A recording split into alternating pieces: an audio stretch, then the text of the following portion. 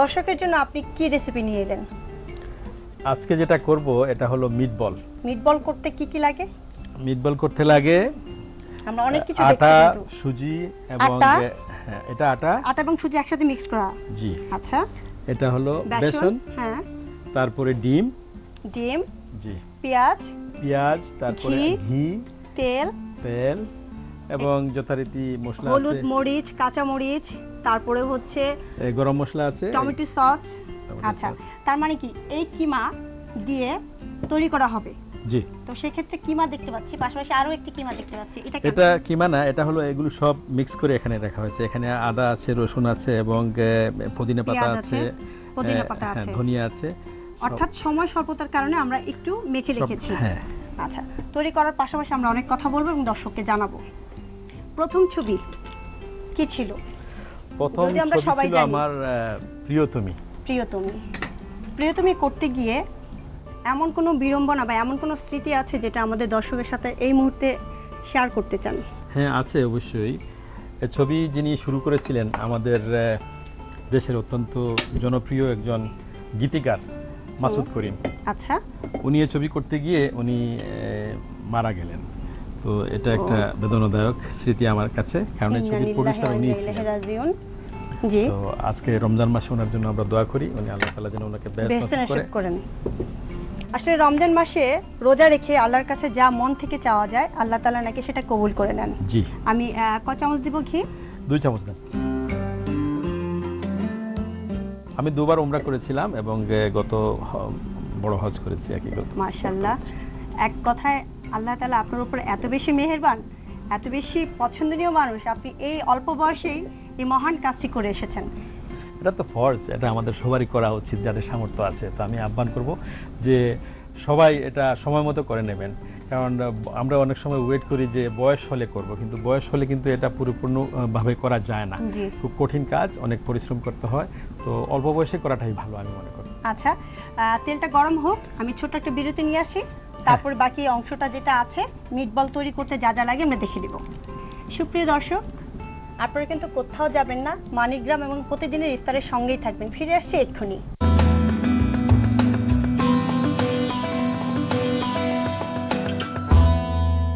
মানিকগ্রাম money transfer প্রতিদিন ইফতার নিয়ে আবারও ফিরে এলাম এবং আমাদের সঙ্গে থাকার জন্য দর্শক আপনাদেরকে আবারও শুভেচ্ছা জানাচ্ছি। যথারীতি সঙ্গে আছেন চিত্রনায়ক হেলাল খান। বাকি রয়ে গেছে এখন বল তৈরি করা। বলটা কিভাবে তৈরি করতে হবে আমি দেখাচ্ছি। এটা এইভাবে নিলাম, এটাকে এই দুই হাতে মিলে এটাকে আমি একটা করি পাশাপাশি। হ্যাঁ দর্শক, আমার হাত ধোয়াই আছে, আমারও হাত ধোয়া আছে। আপনার হাত ধুতে বলবেন না কিন্তু। আচ্ছা আচ্ছা। আসলে মানুষ সব সময় আপন হয়, কোনো রোগ কখনো আপন হয় না। এজন্য প্রতিটা মানুষেরই উচিত পরিষ্কার পরিচ্ছন্ন থাকা। এখান থেকে একটু নিলাম। আচ্ছা, এখন তো বিশ্বকাপের মৌসুম। হ্যাঁ, তাই আমরা বল বানাচ্ছি, মিটবল, এবং এটা হলো হেলাল খানের মিটবল। ওয়াও। যাই হোক, এতদিন আপনি ছবি দিয়ে মানুষের কাছাকাছি পৌঁছে গেছেন, আজকে রান্নার ঘরে এমন একটি রেসিপি আপনি উপহার দিলেন আপনার দর্শককে, কেমন লাগছে? ভালো লাগছে, এবং আমার মনে হয় যে সবাই যদি এটা তৈরি করেন এবং খেয়ে যদি ভালো লাগে তাহলে আমাকে ধন্যবাদ দিতে ভুলবেন না। আচ্ছা, নেক্সট ছবির কথা শুনেছিলাম যে আপনি কাজী নজরুলকে নিয়ে একটা ছবি করতে চাচ্ছেন, সেটা কি খবর? এটার প্রাথমিক কাজ আমরা শুরু করে দিয়েছি এবং এটা মোটামুটি রেডি আছে। আশা করছি আমরা 2 মাস সময় লাগবে আরো শুটিং এ আমরা চলে যাব। মানে সবকিছু কাজ কমপ্লিট হয়ে গেছে এবং ডাইরেক্টর চাষী নজরুল ইসলাম উনি বর্তমানে একটু অসুস্থ আছেন। আমরা আশা করছি যে উনি রমজান মাসে আমরা দোয়া করি তার সুস্থতা কামনা করছি আমরা। তিনি সুস্থ হয়ে গেলে আমরা আশা করছি যে আমরা অগাস্ট বা সেপ্টেম্বরে আরম্ভ করতে পারব। আচ্ছা, আপনার পাশাপাশি আর কাকে পাবো আমরা আপনার এই চলচ্চিত্রে? এটাতে আশা করছি আমরা জয়া হাসানকে পাবো, আচ্ছা, নিপুণকে পাবো। আচ্ছা, মাঝে আপনি নাটক পরিচালনা করতেন, নাটকের দিকে আপনার একটা ঝোঁক হয়েছিল, হঠাৎ করে সেটা বন্ধ হয়ে গেল কেন? বন্ধ হয়নি, চলছে। আমার মনে হয় মাই টিভিতে আমার নাটক যাচ্ছে, একদম বন্ধ হয়ে যায়নি। আচ্ছা, প্রোডাকশন করছি না আমি। কিছুদিন মাঝখানে আমেরিকাতে ছিলাম বেশ কিছুদিন, তারপরে ব্যবসা করি, ছবিও করলাম এবছর। নাকফুল নামে একটা ছবি আমার শেষ হয়েছে। আমার হয়ে গেল মিটবল বানানো, এখন তেলে ভাজার অপেক্ষায়। এখন কি কাজ বাকি আছে হেলাল ভাই? এখন হলো এটা ওই ডিমের মধ্যে একটু চুপাতে হবে। আচ্ছা, তাহলে ডিমটা একটু ফেটে নিব।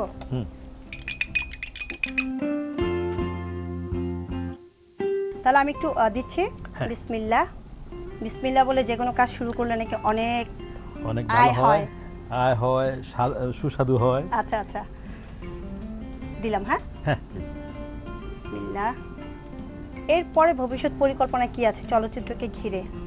এরপরে হলো আমাদের জাতীয় কবি নজরুলকে নিয়ে আগে করি, হুম। তারপরেরটা পরে করব। এটা যেহেতু ধরেছি আচ্ছা। এটা শেষ করতে হবে, তো এটা আমার বড় কাজ, জীবনের একটা বড় কাজ আমি চ্যালেঞ্জ হিসেবে নিচ্ছি। আচ্ছা, এই এত বড় তাড়াতাড়ি ছবি হজ করতে করার গেলে সিদ্ধান্ত কিভাবে নিলেন?